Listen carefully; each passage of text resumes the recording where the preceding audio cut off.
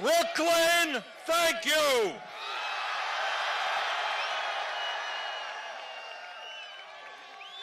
What an incredible crowd. Thank you so much.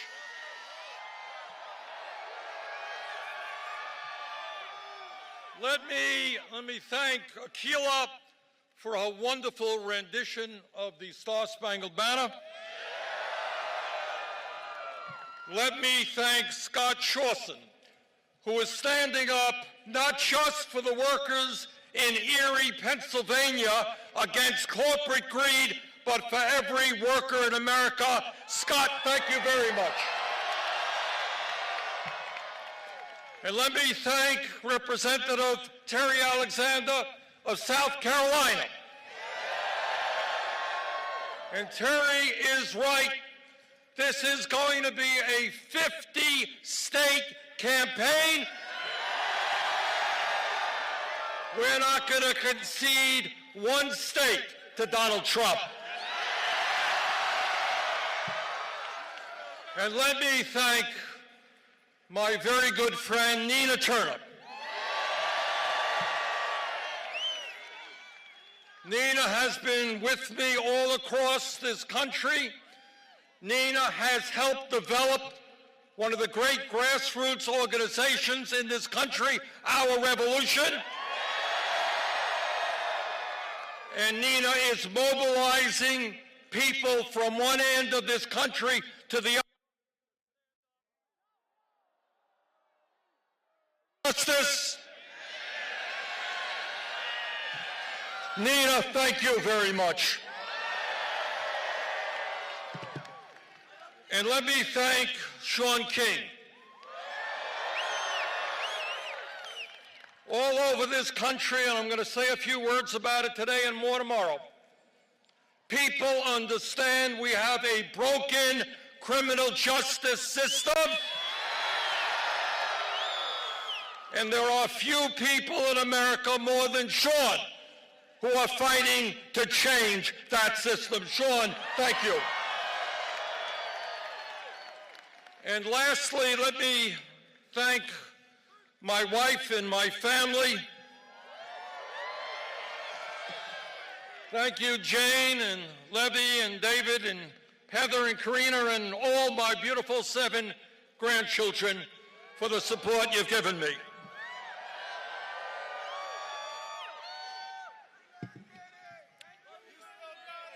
Thank you all for coming out today. And let me thank the weathermen for giving us Vermont weather. Thank you. And thank you all for being part of a political revolution which is going to transform America.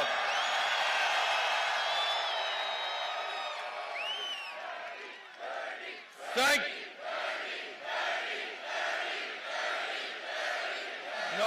No, it is not Bernie, it is you. It's us together.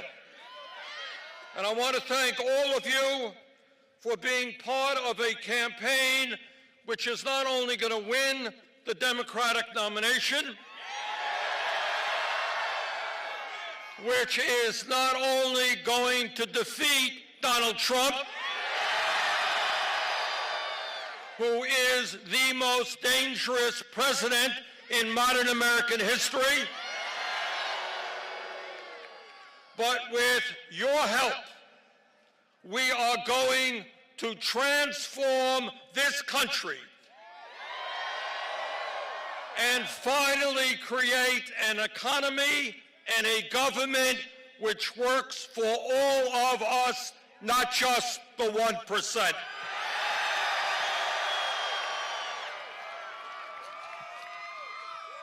Today, at our very first rally, I want to welcome you to a campaign which says loudly and clearly that the underlying principles of our government will not be greed, hatred, and lies.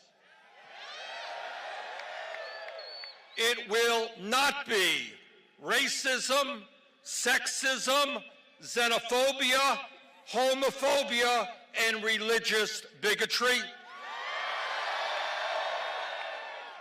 It will not be tax breaks for billionaires and efforts to throw millions off the health care that they currently have. This campaign is going to end all of that. The principles of our government will be based on justice, on economic justice, on social justice, on racial justice, on environmental justice.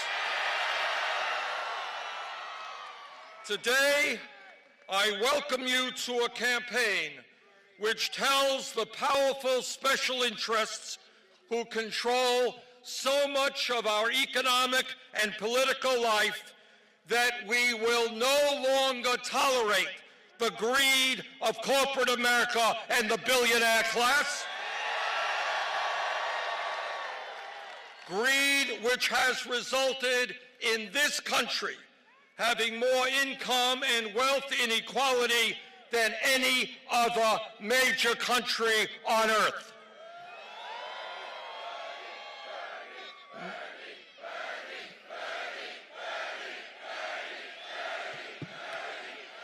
No, we will no longer stand idly by and allow 3 families in this country to own more wealth than the bottom half of the American people.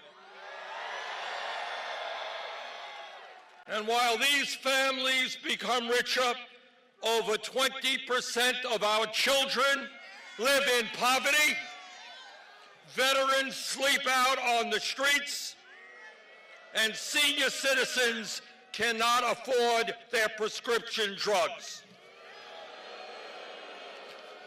We're here to tell the 1% that we will no longer tolerate 46% of all new income going to the very richest people in this country, while millions of Americans are out working 2 or 3 jobs just to survive and pay the bills.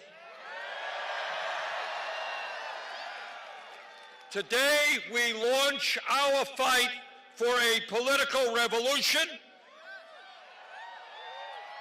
and we say to the private health insurance companies, whether you like it or not, the United States is going to join every other major country on earth and guarantee health care to all people as a right.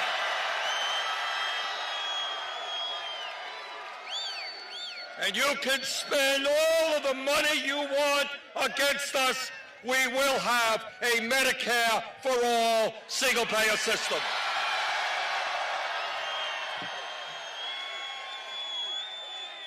And today we say to the pharmaceutical industry that you will no longer charge the American people the highest prices in the world by far for the medicine they desperately need. Whether you like it or not, your greed is going to end, and we are going to lower the cost of prescription drugs in this country.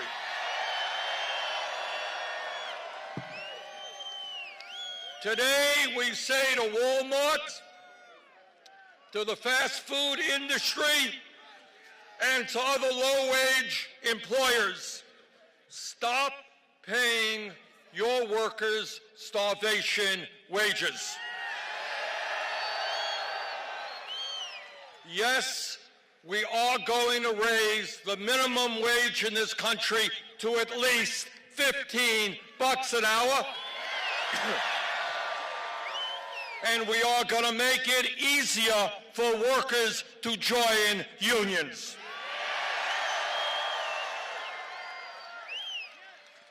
Today, we say to the American people that we will rebuild our crumbling infrastructure, our roads and our bridges and our rail system, our water systems, our wastewater plants, and our airports. And when we do that, we're going to create up to 13 million decent-paying jobs.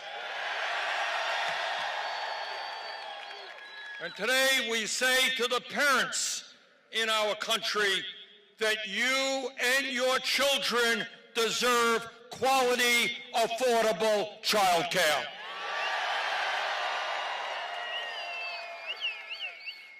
And today, here at Brooklyn College, we say to young people all over this country, we want you to get the best education you can, regardless of your income. Good jobs require a good education. And that is why we are going to make public colleges and universities tuition-free.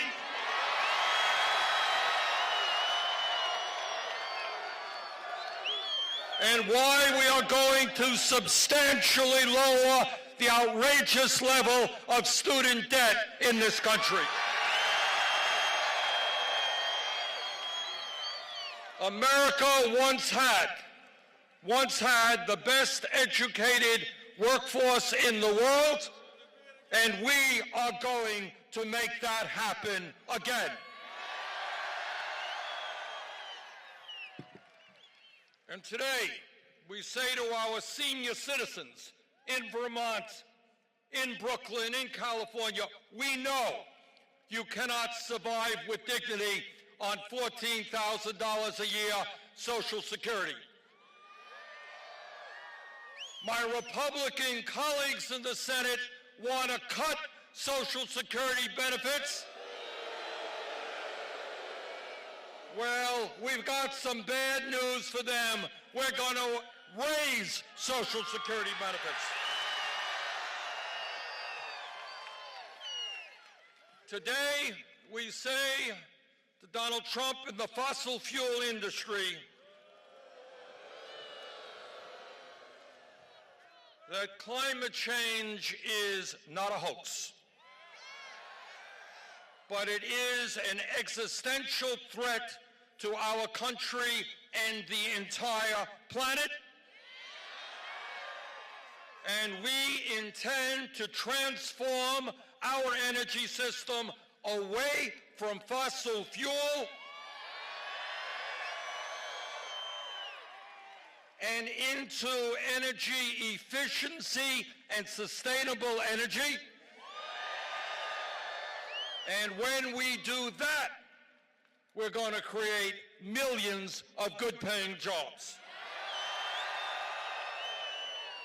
All of us and every person in this country has a moral responsibility to make certain that the planet we leave our kids and our grandchildren is a planet that is healthy and habitable.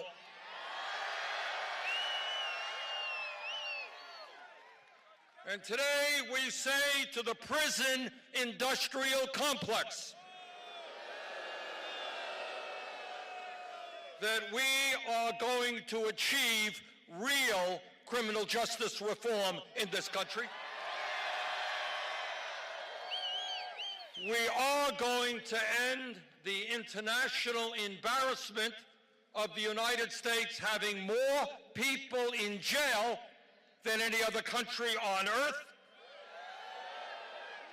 Instead of spending $80 billion a year in jails and incarceration, we are going to invest in jobs and education for our young people.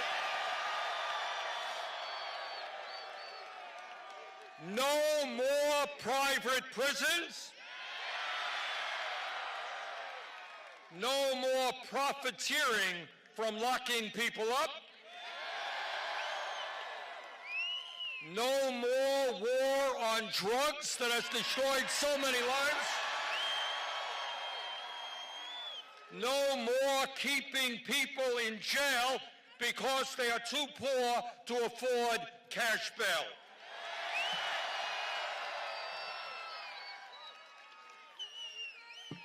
And by the way, when we talk about criminal justice reform, we are going to change a system in which tens of thousands of Americans every year get criminal records for possessing marijuana, but not one major Wall Street executive went to jail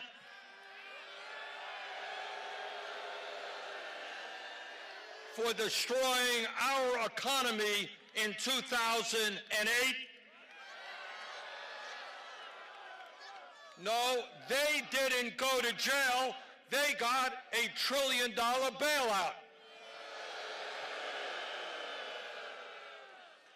Today, we say to the American people that instead of demonizing the undocumented immigrants in this country, we are going to pass comprehensive immigration reform and provide a path toward citizenship. We're going to provide legal status to the 1.8 million young people eligible for the DACA program and develop a humane border policy for those who seek asylum. The United States will no longer snatch babies from the arms of their mothers. Today, we say to the 1% and the large profitable corporations in America, listen up because this applies to you. We say to the 1% in large corporations that under a Bernie Sanders administration, you're not going to be getting more tax breaks. Quite the contrary. We're going to end your tax breaks and your loopholes. You are going to start paying your fair share of taxes.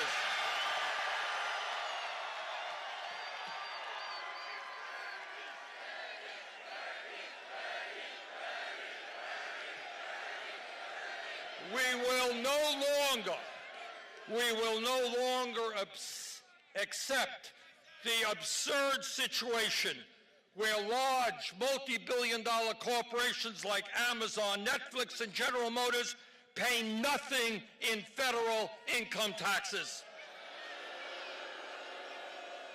And we're not going to allow these corporations and the billionaires to stash their money in the Cayman Islands and in other tax havens. Yes, the wealthy and multinational corporations will start paying their fair share of taxes. We're going to end austerity for working families and bring a little austerity for the wealthy and the powerful.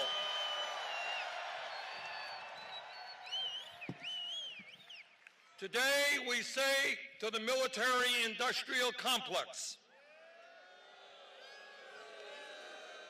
that we will not continue to spend $700 billion a year on the military, more than the top 10 nations combined. We're going to invest in affordable housing. We're going to invest in public education. And we're going to invest in our crumbling infrastructure.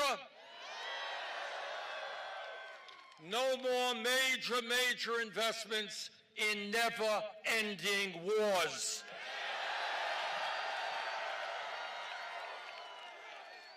Brothers and sisters, we are going to win this election not because we have a super PAC funded by billionaires. We're going to win this election because we are putting together the strongest grassroots campaign in the history of American politics.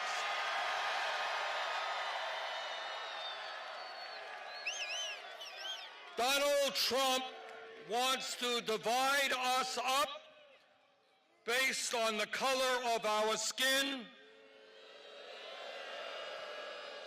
based on where we were born, based on our gender, based on our religion or our sexual orientation. What we are about is doing exactly the opposite. We're going to bring our people together.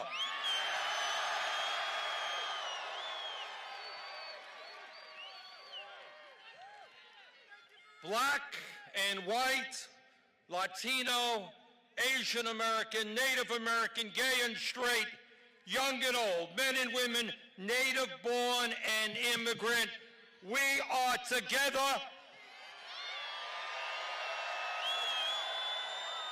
And together we will transform this country.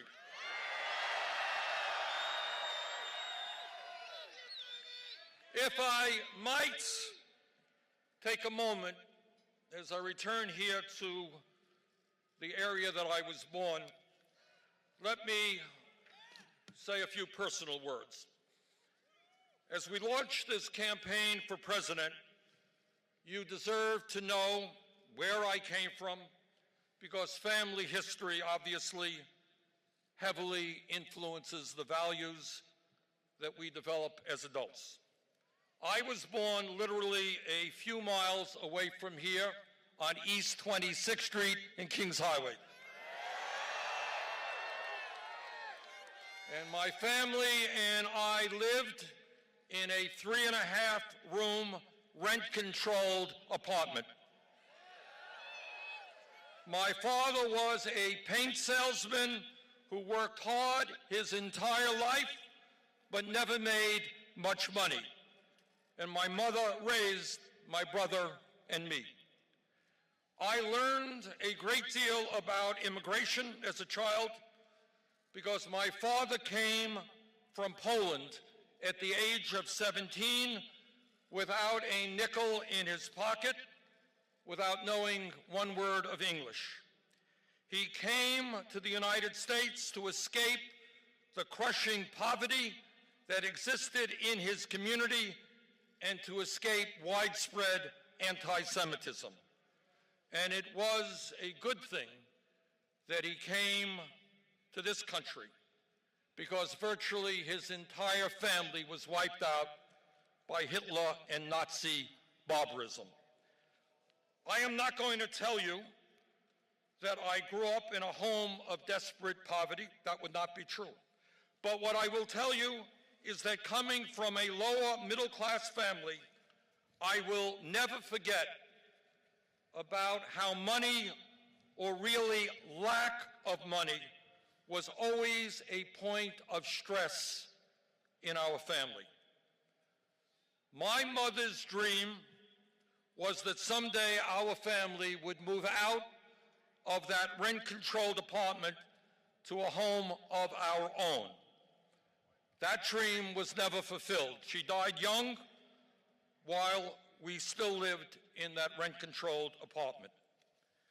My experience as a child living in a family that struggled economically powerfully influenced my life and my values. I know where I came from. And that is something I will never forget.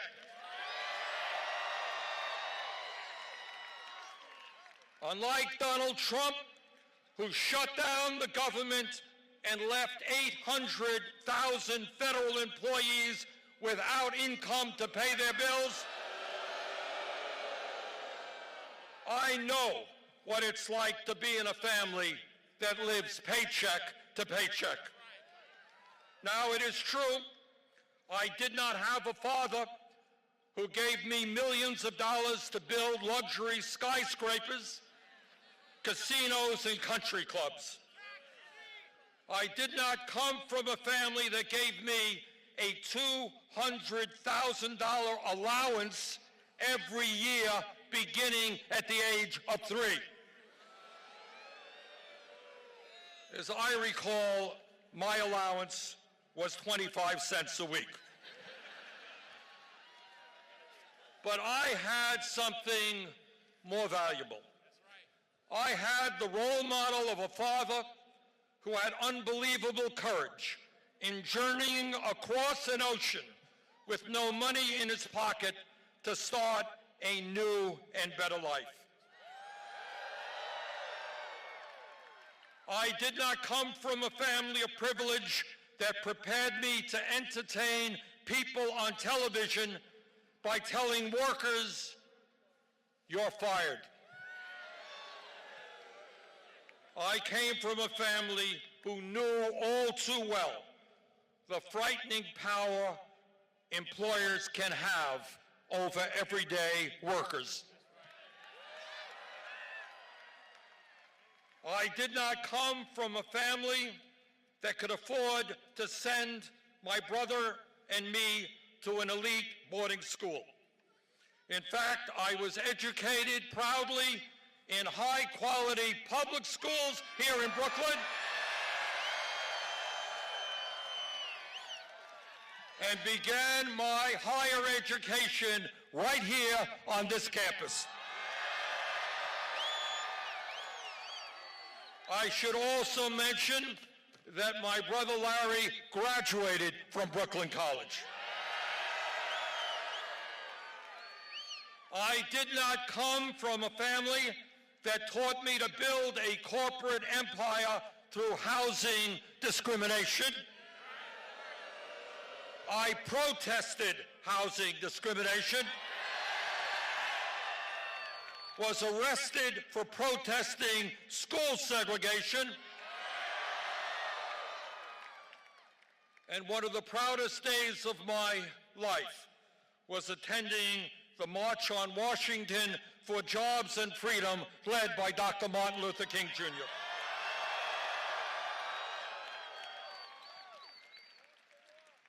Brothers and sisters, over the last 2 years and before that, you and I and millions of Americans have stood up and fought for justice in every part of our society. And we've had some successes. Together, as billionaires and large corporations have attacked unions, destroyed pensions, deregulated the banks, and slashed wages, we have succeeded in raising the minimum wage to $15 an hour in states and cities all across this country. And together, we forced Amazon and the Disney Corporation to do the same. And together, we have stood with teachers all across this country who went out on strike to fight for better schools for their kids. Together, as the forces of militarism have kept us engaged in never-ending wars, we have stood together and fought back. For the first time in 45 years, we have utilized the War Powers Act to move us forward to end the horrific Saudi-led war in Yemen.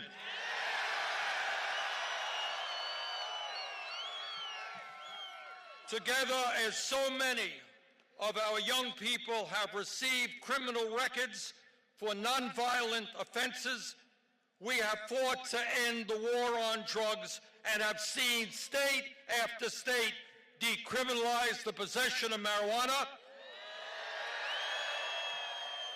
and are beginning to see states and communities expunge the records of those who are arrested for marijuana. We have won some victories, but clearly we have a long, long way to go. And I am here to tell you that because all of the work we have done together, we are on the brink of not just winning an election, but transforming our country.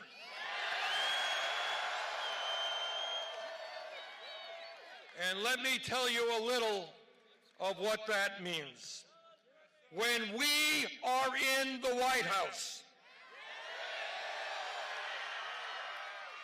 we will enact a federal jobs guarantee to ensure that everyone in this country is guaranteed a job.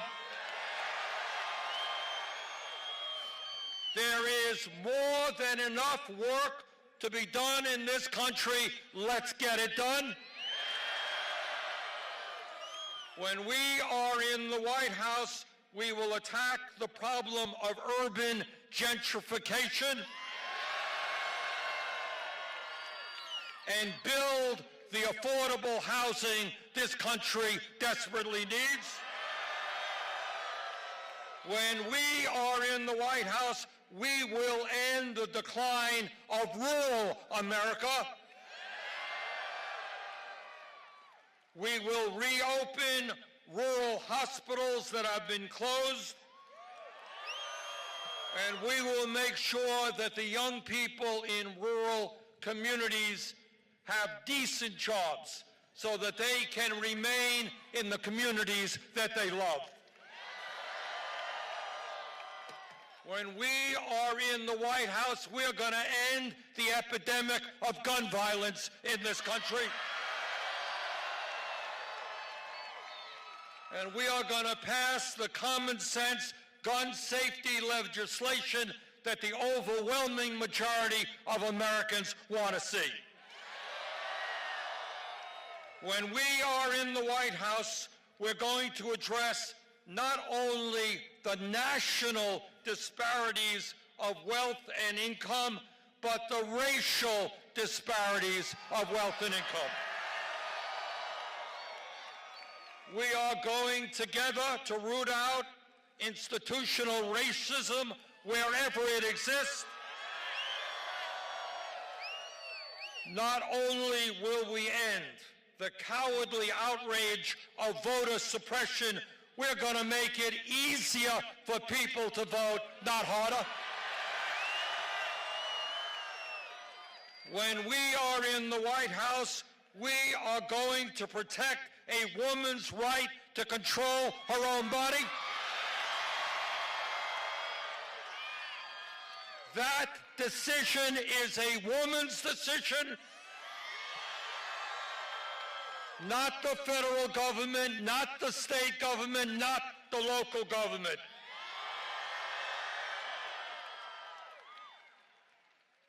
Please make no mistake about it.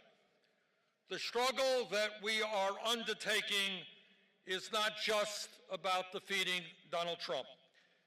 This struggle is about taking on the incredibly powerful institutions that control the economic and political life of our nation. And let me be very specific. I'm talking about Wall Street.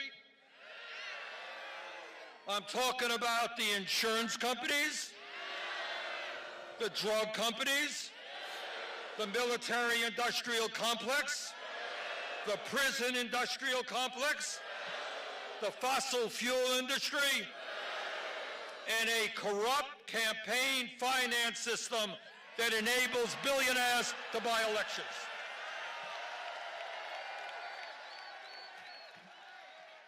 Brothers and sisters, we have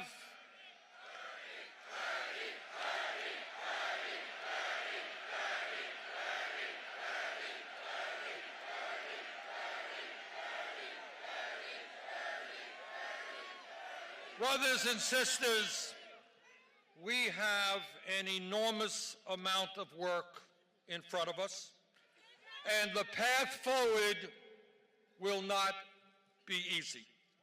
The wealthy and powerful elite who decade after decade have gotten everything they want will do all that they can to defend their financial interests. And they have an unlimited amount of money at their disposal. But we have something that they do not have. We have the people together.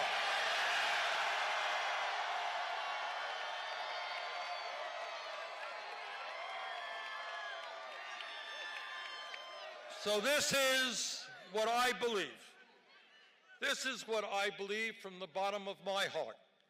If we do not allow Trump and his friends to divide us up, if we stand together, black and white and Latino, Asian American, Native American, if we stand together, urban and rural, north, south, east, and west, if we stand together not as red state and blue state, but as working people fighting for dignity.